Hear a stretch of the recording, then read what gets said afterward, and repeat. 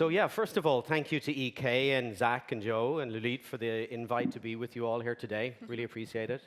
A little bit of advice. If you haven't walked around or jogged around this beautiful city, take time to do so. It's just stunning. I took some time this morning to explore, and as I was saying to my friends here over breakfast, it's just ridiculously beautiful, both the scenery and the people. So I took a jog down by the water's edge, and there's beautifully manicured, Danish wood walkways all along the waterfront, and the Danes are just swimming there, saunaing in the water, looking all beautiful. So I would highly recommend that you walk around the architecture and the landscape that's around you. It's a wonderful, and also this beautiful hotel, as we were just discussing, Dan. And also on that point, and thanks for the shout out, Zach, by the way. I run as a passion project for the last 2 years about myself. I do run Knowledge Summit Dublin, of which this is the logo. And that's very much a community-driven summit/conference in the beautiful Dublin city in Trinity College Dublin on the topic of data, AI, and knowledge. It runs in kind of midsummer every year. So the big ethos of that, or the shift from what you're used to, is that there's a real emphasis on knowledge exchange and knowledge sharing. So we kind of flip the normal format and focus on very short presentations and then lots of knowledge exchange and dialogue within the room. So it's a lot of fun. Also, I lead global knowledge management for Novartis. And in my role there, so I have a small center of excellence, and we try and be the connective tissue between the various efforts across Novartis. Novartis being a truly global big medicines company, 80,000 people. We try and connect the efforts of knowledge management activities. And one of the things we've done, just to give you guys a shout out, is we've had outside-in sessions where we have experts talk to us and inform our team about different topics in knowledge management. One of those we did with Zach. And we also have leveraged your knowledge base extensively, which you referenced earlier. So they have this wonderful free online knowledge base, which is really great. And to give you a practical example, we just found out that we're moving building. Our 700 and 800 people that are based in Dublin are moving building. And we'll have an opportunity to reshape the new building that we move into. And one of my team said, Amy said, "Did you know Zach has a podcast on functional layout and design of buildings for better knowledge exchange?" So I said, wow, this is it's a gift that keeps on giving. So thanks for your contribution to the field. So let me just start by introducing two very old friends of mine, Daan and Kurt, and a new friend, Sara May. I'll let them introduce themselves, but I've known Daan and Kurt for many, many years and had shared great adventures on the field of data, AI, and knowledge management.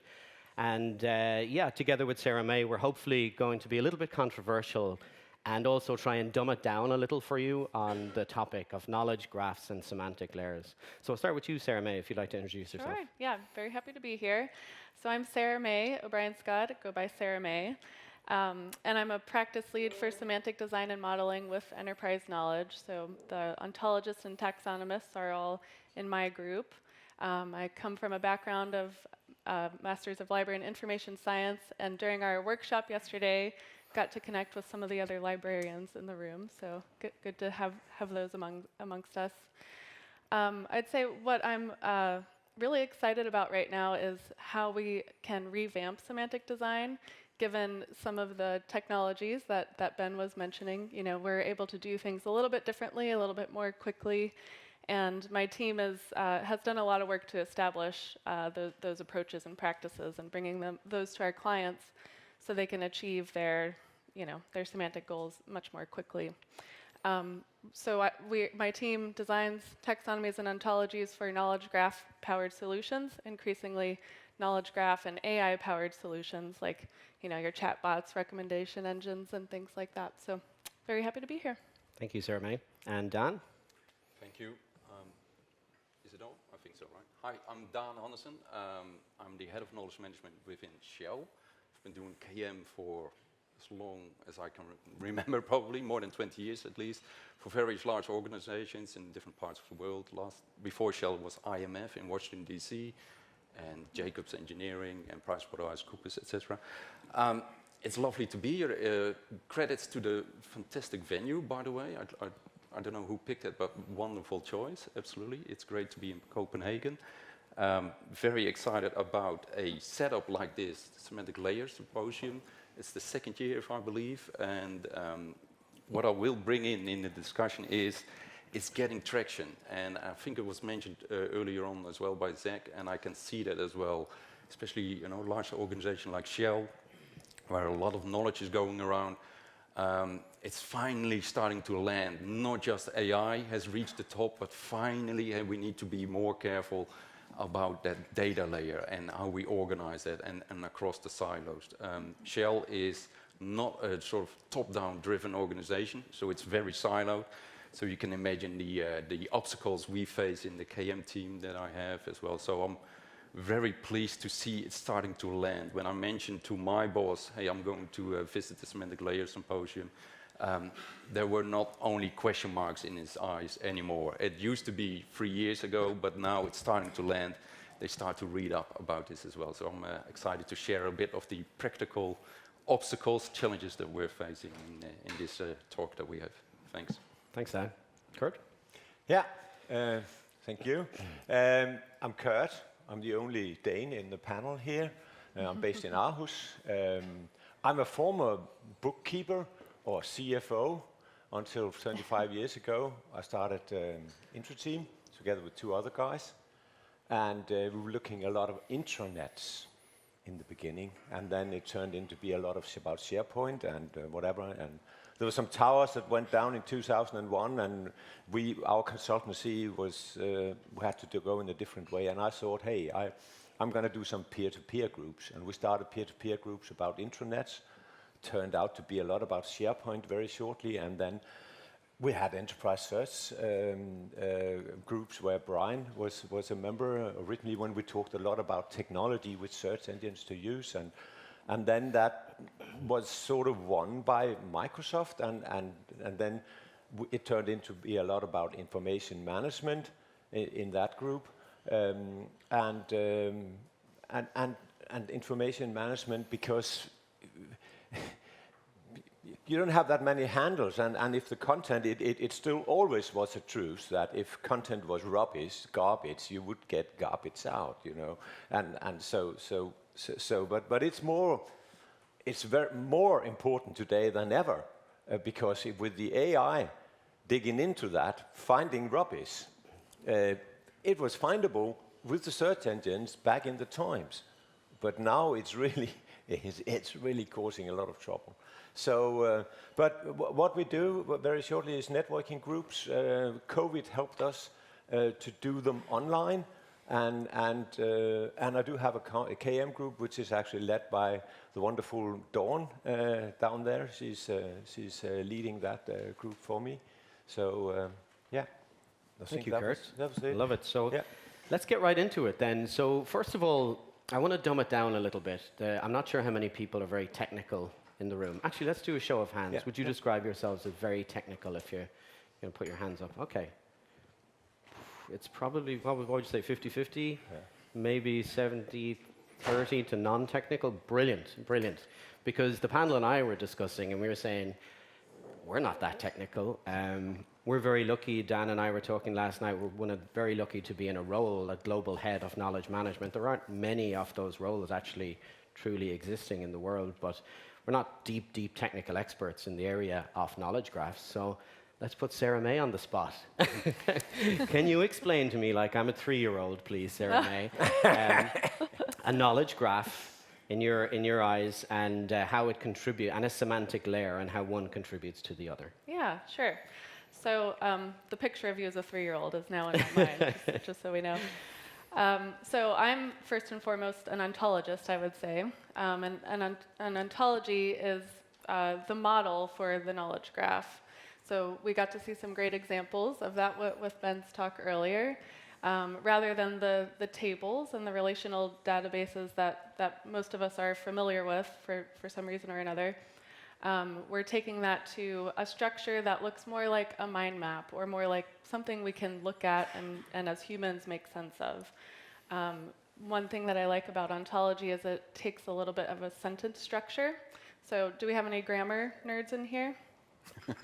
Yeah, a few. Okay, good. So ontologies are made up of classes, relationships, and attributes. You can have classes related to other classes, so things related to things, and get a sense of, the purpose of why does that thing exist in your organization. These things should be reflective of, what you care about. So for many organizations, you might have a product or, a customer, things like that, and we're able to describe those. So back to the sentence structure, we can say, a customer has bought a product, and it's a little bit difficult to see that if tables are sort of broken apart, but we bring it all together in something that's very easy to read. You don't have to be technical to look at a visual of an ontology and start to understand it. Now, where knowledge graph comes in is where we bring our data in to fit the model. So we're able to, bring data in from across silos so that you have a more holistic picture of what are the things and stuff, knowledge assets really, at your organization. Some places outside of the enterprise where you see knowledge graph might be, if you're familiar with, I'm not even sure how much we see this these days, but the Google Knowledge Panel. Say there's you look up this conference, and it would give you a panel on the side and some attributes about this conference. Maybe it's organized by enterprise knowledge. It's a topic of semantic layer. So there's sort of a model behind all of that lets you know what is a conference and what are some of the things that you should know about a conference. Nice. I like it. So we had a wonderful conversation in the car, in the taxi, going to a lovely establishment last night, and you guys were talking about how the similarities between the Danes and the Dutch meant that you could almost read each other's language, quite at a little bit of a stretch. And that conversation led to then you sharing a wonderful story, Kurt, of how not jumping languages, but just in your own language, you shared a bit of text with a bunch of your kids shared a bit of text with a bunch of 30 adults, and gave them no context in relation to it, and they didn't know what they were reading or what was going on with it. And then, was it your son? It was my son, yes. Yeah, he showed them a photo of a washing machine, and suddenly everyone in the room had this aha moment. Yeah. And Dan, you beautifully summed it up by saying, well, there you go. You understand knowledge graphs, Kurt. It's adding that layer of context. So I thought that was a beautiful kind of, stumbling across an example and explanation of like adding that layer of context that we all crave in our organizations. So let's get a bit controversial here. I'm delighted you said I have free rein to do this, Zach, because we're looking at designing the panels for Knowledge Summit Dublin next year. And one of the things we've been advised on from a lot of our steering committee was get more controversial, have more friction on your panels, because everyone gets really tired of these nicey panels where everyone's like, yeah, totally. Yeah, I really agree with what you said, Kurt. Yeah. No, I agree more. Yeah, knowledge graphs. Yeah, let's go.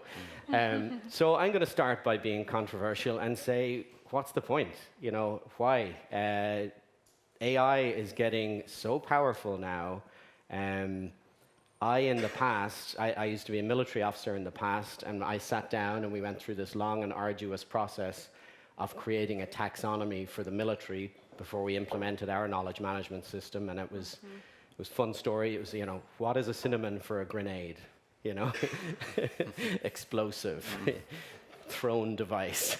And I have another good friend who a taxonomy example describes bizarre one. Bet you haven't thought about this one before. Coming up with a taxonomy for wrestling moves.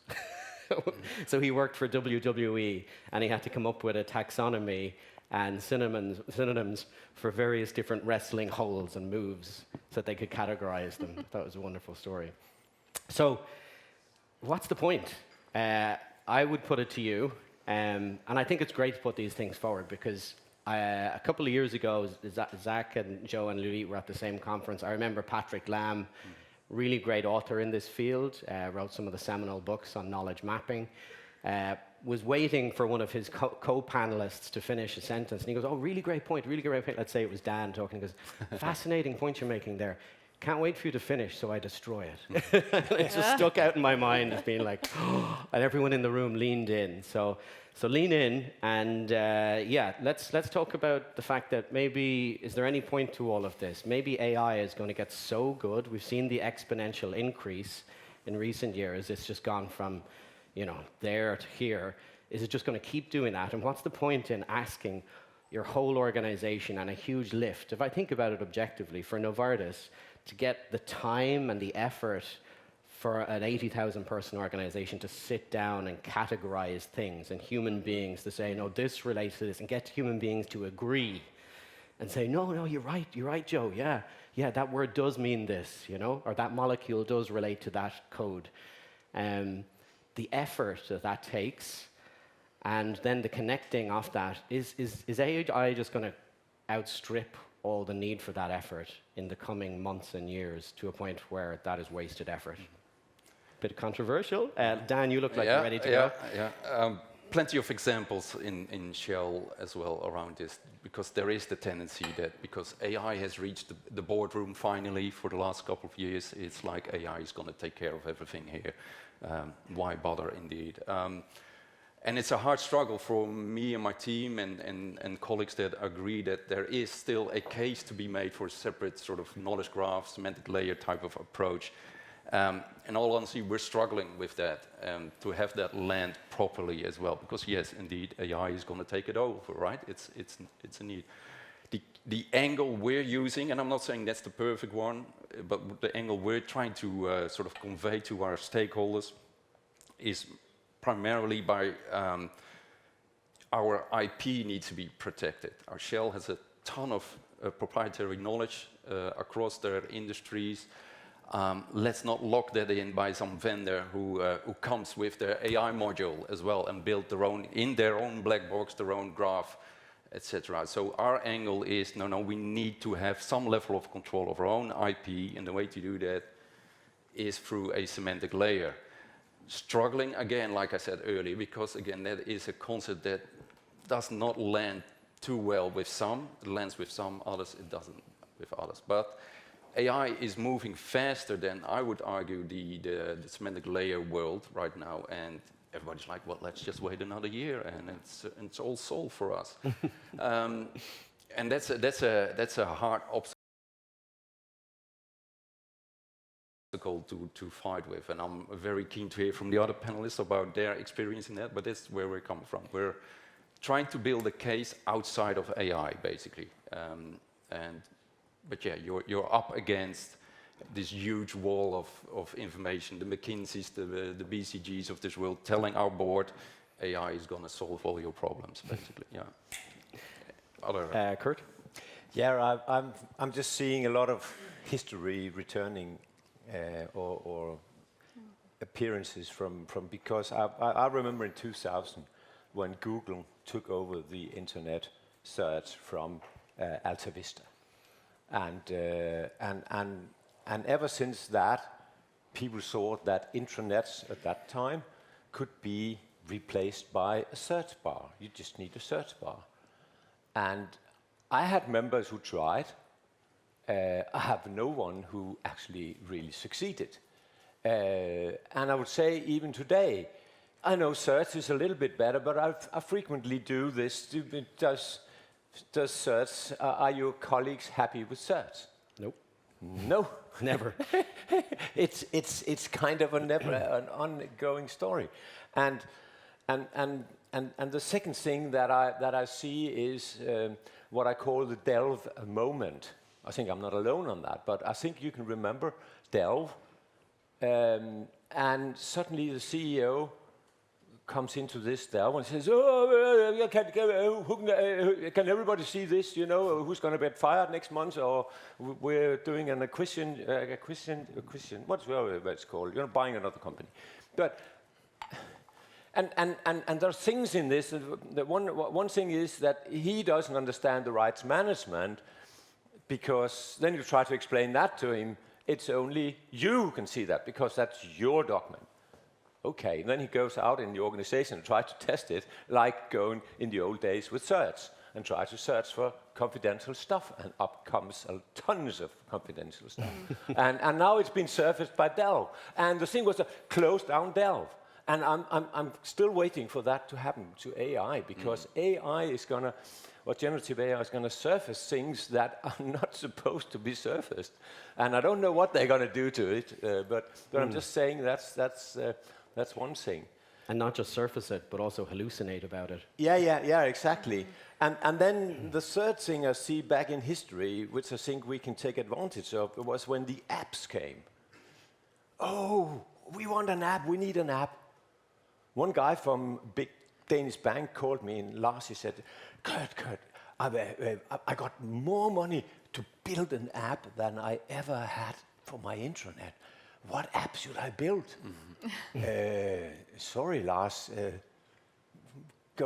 I like Ben, you know, and like everybody, go and ask your colleagues. What is in need of your colleagues? But the thing was, there's a lot of money in that, and this is where I'm hoping that we can use that app analogy, which we have with the AI, that management want AI, but we need to tell them, hey, guys, you need to have your, and now I'm learning a semantic layer, or whatever, you need to have your data in order. Yeah, absolutely. It comes back to the data and the data cleanup. I can see Sarah May's chomping at the bit here to answer this question, so I'm going to let her go for it. Go. Yeah, sure. So a couple of things. Is there any point? Is there any point? This is a question that we have taken very seriously. You know, we've locked ourselves in rooms and attempted to answer this question because it's important, right? You know, I'm in a position where I'm working with clients and they're looking to me to give them the right information. So our approach to kind of exploring this question and knowing that we had reasonable answers was to do, like, try things, you know, throw things at the wall, do a bunch of demos, and, you know, put things together to see what's working and what's not working. And we've found that, you know, often semantics, and I think we've referenced a few other case studies or articles in this room today already, that semantics does improve the accuracy of AI results. But the question remains, when does accuracy count? Some organizations don't always need the utmost level of accuracy. So the conversation we're having is, you know, what makes sense for your use case, going back to your conversation there. The industries that are more heavily regulated, healthcare, financial services, things like that, this investment in semantics is kind of a no-brainer because they require that level of accuracy. When you think about other types of industries, you have more choices potentially about what level of semantics you employ. Maybe you don't go all the way to knowledge graph at that point, but perhaps, you know, taxonomy, maybe we call that entry-level semantic layer, that might be enough. So thinking through what are your use cases, what are your requirements, what constraints do you have, will help folks answer that question of not necessarily why semantics, but should I do semantics? And how much semantics should I do? And should you do that together with the AI teams in the organization, or should you do that separately?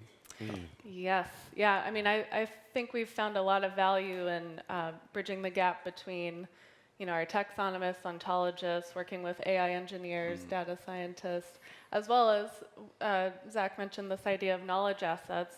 So we're kind of collapsing content and data and other types of things that contain the knowledge of your organization, the things that you go to answer your questions. You know, as we're pulling these things together, we need to have a, you know, good understanding of how all this works, and having the right people in the room is a good way to go, of course. I love that you brought that point up. Thank you, Sarah May. And I love that you brought that point up, Dan, because, yeah, that's one of the things that we in knowledge management in Novartis are kind of saying. There's a big push on at the moment in Novartis around a kind of an ask initiative for questions, and to be able to ask questions off all the knowledge in Novartis and get really good, concise answers and accurate answers, because we're in healthcare, that has to be very precise. But one of the kind of value adds that I'm putting forward that, first of all, I'm saying, well, the knowledge management team need to be involved in this project. And the other thing is, I'm saying, we are the uniquely positioned team to bring that human context and the human knowledge, that tacit knowledge, into the loop here. So I'd like to maybe pose that to the panel, and also maybe we could get some examples from the room of, do you have any great examples of how to get human tacit knowledge into your knowledge graph? Maybe we'd start with the room, actually, and see if there's anyone out there that has a good example of that. It's a tricky question, I'll give you that. Anyone want to put their hand up and be brave? Yep. Sure. Ben. We built the sensor congruent memory exactly for that. Okay. So there's a platform where you could add the knowledge exactly to the relevant data, map them, link them, and manage them over time. That's exactly. But how do you get it out of that human's head? How do you get them? Talk to them. Talk to them. But actually, enterprise knowledge will help in the future as we're partnering.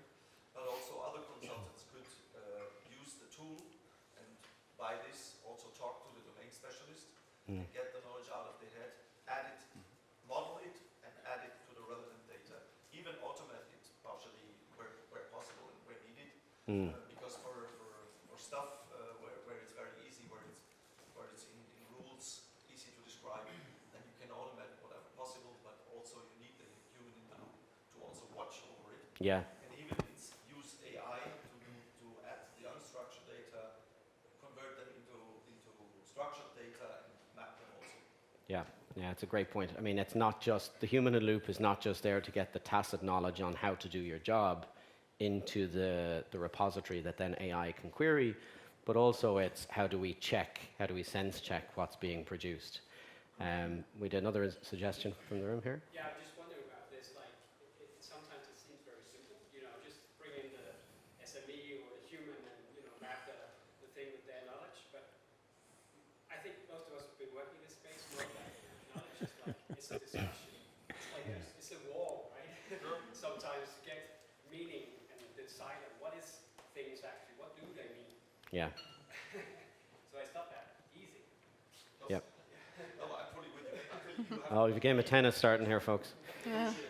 Yes, sure. Yep. Coming back to something that you said at the beginning, right?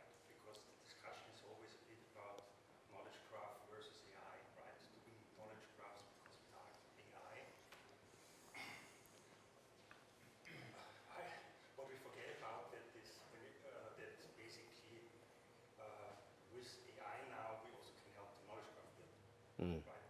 And I remember that for years now, right, before we had always the discussion, taxonomy expensive, right? Machine learning cheap. Now we have knowledge graph expensive, AI cheap. In the end, when you combine it, basically you can reduce also here the costs and come to the results. And coming back, I mean, with the single tacit knowledge, right? When it's in the people's heads, you anyway have no access to it, right? So Yeah. it's brought into the documents and into the information that you have in contact. And then, of course, when you have ways to detect patterns in that knowledge, you can extract some of the tacit knowledge, and we know that those technologies are good in pattern recognition. So they can find patterns in content, and by that detect tacit knowledge that's in there and tell you, hey, your people obviously think about this pattern a lot, and that is something that you should put in your knowledge. So I think that's what's happening now, right? I think one nice example of that, or an area where that we could further dive into that is we have all these transcription services now. We have these meetings where we are talking about important subjects that are nuanced, and maybe we have emerging ideas come through these discussions, these meetings that we have, and the transcription services are capturing that as now content. So the smarter we get with how we're dealing with that content and mining it, figuring out what are the patterns, what are the topics that are showing up, that's a way that you can capture that tacit knowledge and make it into something that then becomes searchable and reusable. Yeah, absolutely. an example of human in the loop in the Shell world is where my team, as a network of 4,000 SMEs in Shell, we use them to validate our content, the lessons learned, the incidents that we have, the best practices, etc. And there's a huge process, and yes, you can automate, right? Because we say it's KM for AI and AI for KM. Especially the AI team is very happy with that validated content for training their algorithms. And this is where we sort of have our own sort of importance in this AI space, right? We need to keep these SMEs validating the content because it helps all the algorithms to really shine and cut back on the hallucination. The part, and I mentioned it in the webcast with Lulit from last week as well, the part where we're still struggling is what to do with AI-generated content, right? Because we also have AI in all types of, in our workflows, in our processes. What do we do when AI grabs content from those validated SMEs, right? The content from that SMEs validated, and drives new insights and creates new content. Do we push that back in the loop or not? You know, do we let an SME actually validate it? Yes or no? And that's a part where AI says, well, we'll figure that out, and where KM says, no, you do need something validated before you put it back into the business, really. And that's something we haven't answered yet. Maybe someone else has a great thought about it, but AI-generated insights, how to reuse that, redeploy that into your organization, is something that is very much a challenge for us. But that's great that you have that network. Did you say 4,000? 4,000 SMEs, and they're assigned by the business, and it's one of those backbones that isn't sexy, right? If you mention this, but it's the backbone for all we do. We have discussion forums where we have our SME saying, well, this is the right answer. You know, we have a whole discussion there, but this is one. And then it becomes a record, meaning it's outside of our records disposal process, right? It lasts beyond 3 years, let's just say. It becomes a body of knowledge. We have it for all our documentation, the standards, and so they're being used. It's a sort of a semantic layer, if you will, but then the human semantic layer underneath everything we do. And that validated content, that body of knowledge, that tip of your t-shirt iceberg, basically, is something that the AI teams just love. They just keep on training all their models on it. But again, that second part, all right, now AI comes up with great insights derived from all that validated knowledge. What to do with that? That is our biggest challenge right now, and we don't know. We don't have the golden answer yet. Yeah. Love that. And you know, we should connect. I should connect my team. We should do a visit out to you guys and connect up on that, because there's so much to learn on that. What you mentioned about identifying experts and how to do that properly, and then get the buy-in from them, and maybe not just the experts, but the nexperts, who are the more junior people who are happy to like document and do the heavy lifting of, or transcribe some wisdom that they got from their expert. Also the communities you mentioned, so the power of communities. You know, I mean, kind of answering my own question there, how do you extract the knowledge from people's heads to get it into your graph? A lot of the tools you can use in that space center around communities, human beings connecting and talking across your organization. I often found it amazing that there are these knowledge-sharing communities, like knowledge networks, they're called. If you're investing, you're probably familiar with these. If you're investing in a company or something like this, you can, or you're a private investor, you can subscribe to a knowledge network, and then you can say, I want to talk to someone who knows about X. And these knowledge networks are hugely valued, and people pay huge subscriptions to be able to get into that network, so you can have access to ask people questions. And yet it's so rarely done properly and professionally in organizations, in the company, you know. We value external networks more.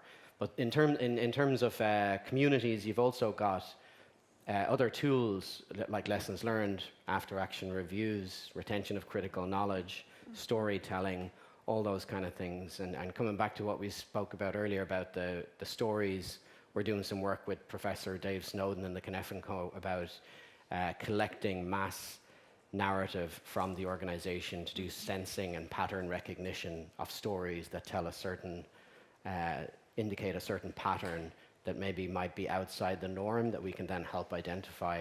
And of course, yeah, if that's all ingested by a graph as well, you can do some really smart stuff with analysis.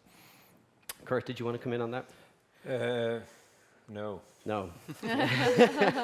But I've been thinking here because taxonomies. How many in here? It might be interesting for everybody. How many in here has a taxonomy, which I believe is the lowest level? Who would say they have a organizational-wide taxonomy? How many? Yeah, no, not surprised at all. No. And then we go one level up. Less than Ontology, one per what's table. ontology, the next level, and you know the difference. I'm not the expert. No point in even going there. We didn't get past taxonomy.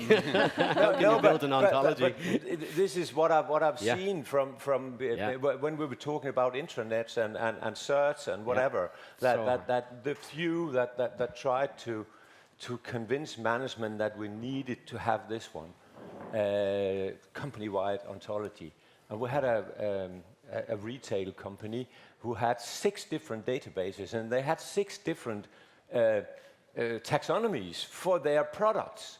They couldn't even take, bananas was perhaps not in bananas, and in different. So if you went from one to another system, they haven't even aligned that. I love it. That's really. I mean, I'm delighted I turned to you and you had no answer because you came up with a great. You came up with a great one there and a great survey for the room, which was really, really insightful. So, who can tell me in the room what's happening in Copenhagen today? What's going on? Apart from this awesome meeting, what's the big thing that's going on? Some important people meeting. Yeah.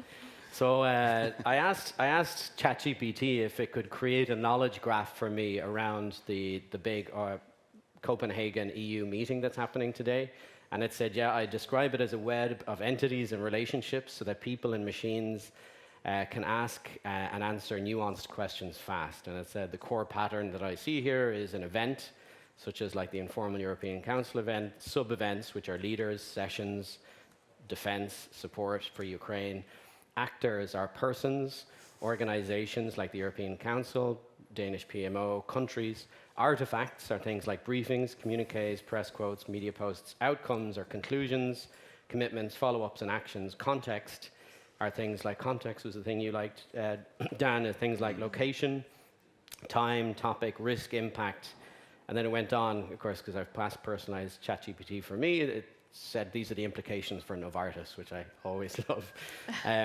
So, Sarah May, what do you think about that? Did it do a reasonable job? I think we can partner with AI to accelerate or bootstrap some aspects of semantic design, and we need to do that because the pressure is on, right, to have data ready for AI. That's something that we're hearing from many of our clients, like, how do we get AI ready? Because they have mandates coming, from the top to be able to support whatever AI solution is coming. They might not even know what that looks like yet, but they need to be ready for it. So, asking your AI partners to jumpstart your design by identifying some of the key concepts that you might need to consider modeling around, that's a great place to start. Of course, we need our humans in the loop, as we've already mentioned, to make sure that we're on track. One of the things that we start with often is, and we talked about this in the workshop yesterday, what are the questions that I actually need to answer from this data? And so that will kind of be the North Star of where else do we go from there. Nice. Yeah. I like it. Thank you, Sarah May. You don't have a question. You just give me the 5-minute warning. We have 5 minutes left, folks, so we're going to go out to the floor then for some questions, if anyone would like a question. I have a lovely T-shirt for the first person, and maybe second person, that would like to ask a question of us. Oh, yeah. Helen.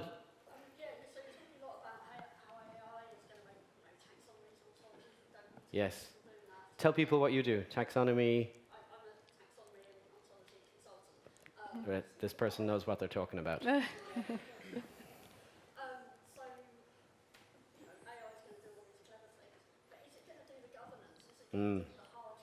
a good point.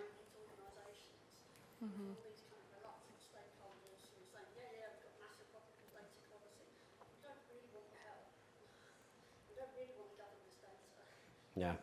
How's it going to help with that? It's going to take away all the fun bits so much of it. Yeah.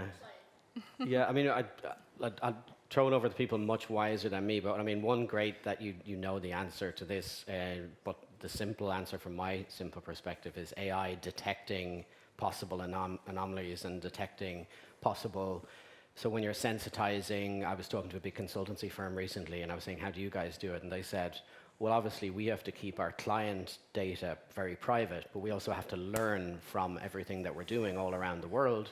So they said, you know, AI, when we're ingesting a lesson learned on a consulting project in Singapore, and someone wants to, you know, have access to that in the US, it can automatically detect things like this is sensitive, this is a sensitive name or a sensitive topic. So it can help in governance in that way. That's a very simple Barry answer to it. But hand over, I see Dan's ready to go. Well, no, I agree. The governance topic is something that is, yeah, they love to avoid that discussion, absolutely. So, again, very practical answer, just from my experience. You have to live along with other things that get funded, that get money, and you try to get the governance there in there. Promoting governance as a topic per se is a hard sell nowadays in large companies that are just cutting costs everywhere and thinking again that AI will do it for them. So my practical approach is to try to live along with where the money is and try to weave it in there. As a separate one, it's a hard sell still, I would think. But yeah, it has to be done. I do agree, absolutely. It's a tricky one. Yeah. Another question? Yep. Strong contributions from this table in the middle here. I appreciate that. I'm new to this area, and I'm so happy to be here. This is just an amazing event and an amazing frontier. The thing about AI... Wait till you get to the wine cellar. You'll be really happy then. I think that for me, the key thing about AI is it makes things faster. You know, you could write a letter, not as quick as you could go off and train to write letters. So somehow this is about making things quicker. And if you do things quicker, you need less people. If you do things quicker, you make more errors. So it's about speed. So my concern with the semantic layer is it's very human-based. And it seems to be driving the car with the brakes on. This is going to slow everything down. So is there a tension between getting it right and doing it properly, human-based, graphs, making it all slower at a time where everybody wants AI to be more successful because they need to prove that their investment's been worthwhile? It's a great point. Yeah, yeah. The special forces have a saying that slow is sure and sure is fast. Tell me, where are you from? What organization are you from? So I'm an economist. Oh, nice. That specialises in pharmaceuticals. Oh. So I've set up my own business just because I love this. This is Cool. what I want to spend my life doing. So Excellent. I'm in the UK. Nice, nice. What's your name? Darren. Darren. Nice. Thanks. Great question. And yeah, I think we've Novo Nordisk up next. And yeah, as a pharma industry myself, yeah, it's a very, very interesting question. Any thoughts there on that? Great point. Yep, Kurt. I don't know. I'm just coming to think of. I think back in the times, the U.S. government wanted to subsidize every home in the UK with £10,000 if they wanted to insulate their houses. And they couldn't understand why nobody was picking up on this. Hardly anyone was going on. Then they went out and they tried to talk to people. They tried to see what are their needs, what are the people's needs. And they went up into the attics and they saw, like many companies' data looks like, you know, everything was up there. You can imagine your attics, you know. And the thing was, nobody wanted to go up there because the money was only to put in the insulation. It wasn't to take down all the rubbish. So they changed it and said, now these £10,000 is for insulating your attic, but it includes also clearing out your rubbish. And by that time, it picked up, it picked ground. So Love it. I'm saying, you know, so perhaps... Where's the motivation? We had that in the last session. And with the reference to AI and everything, I don't know if you're familiar with, but Tesla has now given up on the 100% self-driving car. It was in the news for if you You need to apply to my newsletter, Into Team News, then you would have known about the 95%, and you would also have known that Tesla's given up on the self-driving cars. So it's because you can't get all the way. And the last thing is to say that Chris Tarp had a piece in where he said about the agentic and where everything would go right. The thing is, if you have a number of steps and they only are 90% correct, by 6 or something, you only reach 90 by 90 by 90 by 90%. You get 37% correct answer. So the thing is, before we can book our tickets, just tell, I want to go to London, and before something is booking my hotel and my whatever thing is Fata Morgana. It's never going to happen. Because the second thing is you have to give access for it to go to your credit card, to go into your calendar, to do a lot of things, and it's never. And if you're doing that, which you need to do, because otherwise it can't book it in your calendar, it can't, and imagine that go right. It will never go Look at the right. passion on this, man. Give him a round of applause. Folks, we're at time. Zach's looking at me there, giving me the eyes. So I'll just say thank you so much for the engagement.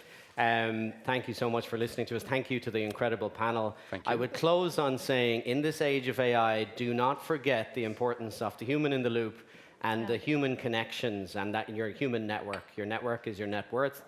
Keep coming to events like this or other events, perhaps in Dublin, I don't know, but keep coming and meeting. The best knowledge exchange tool in the world is actually an airplane.